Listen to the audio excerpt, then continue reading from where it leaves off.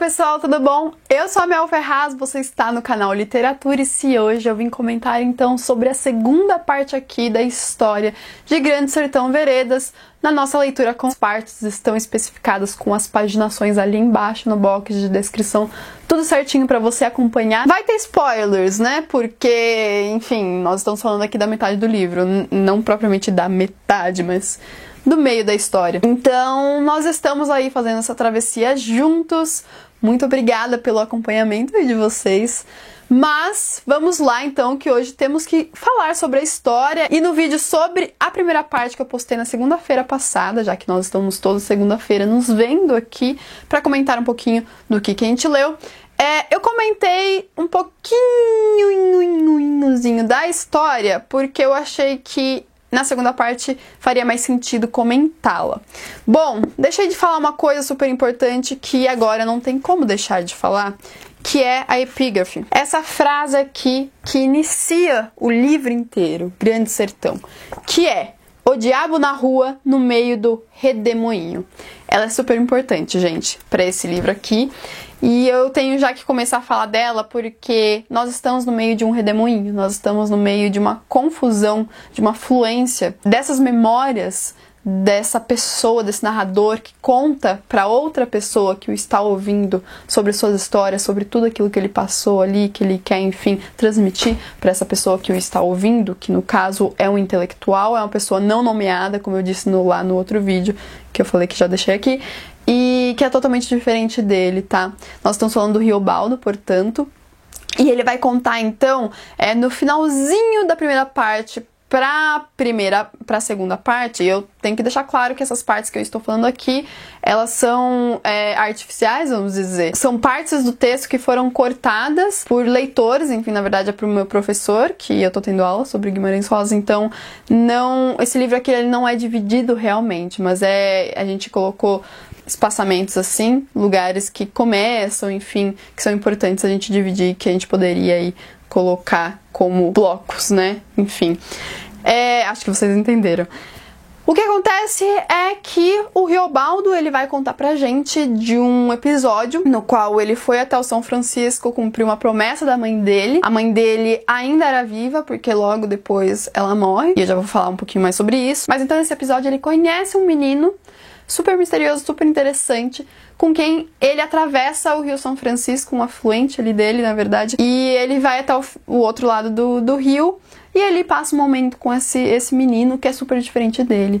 Esse menino, ele é filho de pessoas que foram ali comprar, se não me engano é arroz, então já mostra aí uma independência, né? Você não tem aí então a independência na fazenda de se plantar e colher e não precisar comprar outras coisas, mas eles estão ali então por conta dessa dependência. Pessoa que tem posses, digamos. E o Riobaldo, ele não é uma pessoa com posses, ele não tem dinheiro, ele está numa condição de pedinte ali naquele momento, nesse episódio.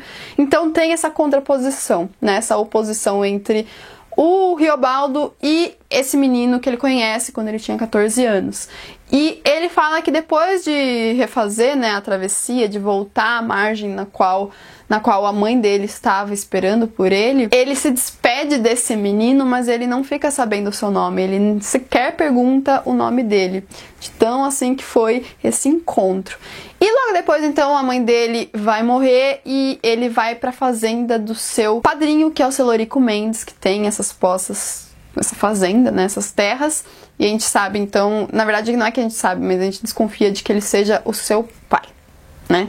Mas enfim, vamos continuar a história. Nessa fazenda ele conhece o Joca Ramiro, que é um dos principais chefes de jagunços, então é uma figura super importante aqui no enredo pra gente. Mais pra frente a gente vai começar a entender melhor isso. E ali ele descobre que ele não está satisfeito no meio desse povo, com o seu padrinho, né?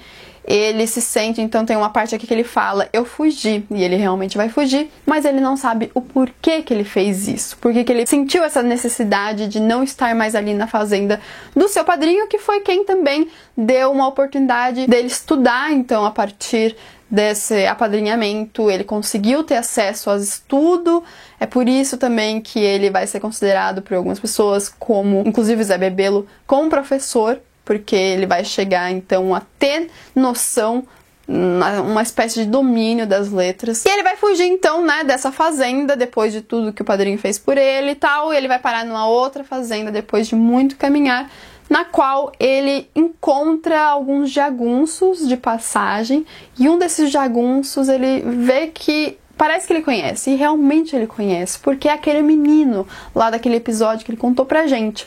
Esse jagunço é o Reinaldo. E o Reinaldo é uma figura que pra ele desperta muito mistério, assim como despertou lá aos 14 anos, quando ele primeiro conheceu. Um mistério que vem então dessa oposição, pode ser, e de muitas outras coisas. Mas o Reinaldo, uma certa altura ali da história, porque eles acabam ficando muito amigos, se unindo e continuando a caminhar a travessia, vamos dizer assim, e juntos, então eles não se separam a partir disso. Ele vai dizer pro Riobaldo que ele tem uma confissão a fazer. Uma confissão que o nome verdadeiro dele não é Reinaldo, na verdade é o Diadorim. Nessa parte eu não sabia desse spoiler, porque é um spoiler, né? Pra quem não sabe. Eu não sabia e eu fiquei super surpresa. Foi algo que me pegou assim no pulo, sabe?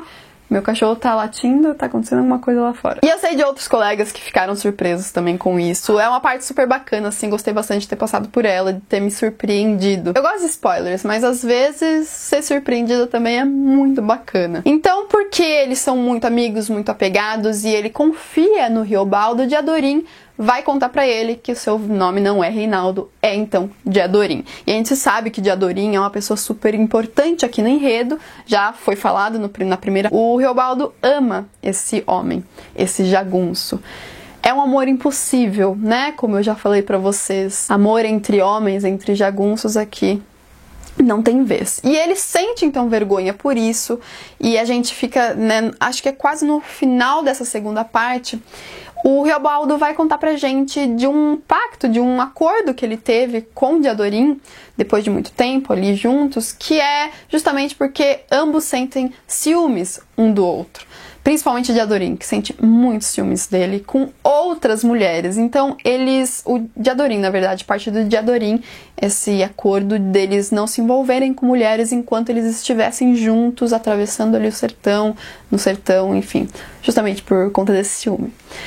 O Riobaldo fala que ele não consegue cumprir integralmente, totalmente, sempre esse acordo. Diadorim parece que sim, mas ele não, porque ele sentia necessidade de estar com mulheres, e já que Diadorim não é uma mulher e que, enfim, ele tá sempre com Diadorim, fica difícil pra ele. Então, é aí nesse contexto que a gente conhece a Otacília, que é a mulher por quem ele nutre um amor, ele conhece, ele vai narrar pra gente quando ele conheceu, ele estava com o Diadorim, quando ele conheceu essa Otacília, essa mulher que é filha de um fazendeiro, e é uma menina assim que ele se apaixona instantaneamente, e é o amor possível dele. E é uma coisa muito dolorosa a gente colocar então Diadorim, um amor impossível, ao lado desse amor possível, que tem tudo pra dar certo, e que só não dá certo ali naquele momento porque ele tem uma coisa a cumprir ali com os jagunços. Então primeiro ele tem que partir pra depois retornar,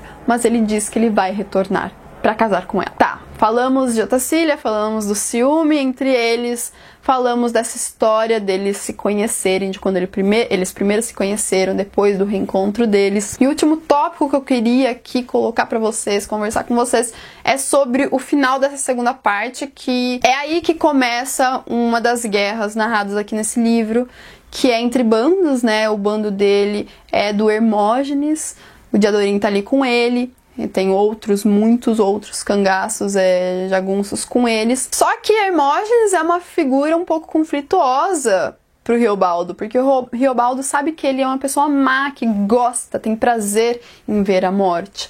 E ele não se sente bem com isso, porque em vários momentos ele fala que ele é contra esse sistema jagunço e que ele não gostaria de fazer parte disso. Mas ele tem que se submeter a essa chefia. Sinto que o Hermógenes vai ser muito importante mais pra frente pra gente. Mas a gente vai conversar mais sobre isso lá na frente, quando a gente passar por isso. Deixem aqui nos comentários se você já passou por essa parte, se você está passando por ela, enfim, ou se você já terminou o livro. O que você acha dessa segunda parte, desses acontecimentos que eu acabei de falar aqui pra vocês? Vamos conversar sobre eles, vamos conversar sobre essa leitura que eu já tô adorando.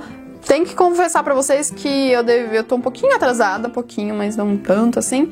Mas vamos lá, que temos aí um feriado pra encarar e pra poder colocar em dia as nossas leituras. Muito obrigada por me acompanhar, por continuar me assistindo. E a gente se vê então no vídeo de quarta-feira, às 11 horas da manhã. Espero vocês aqui então. Um grande beijo e até lá. Tchau, tchau.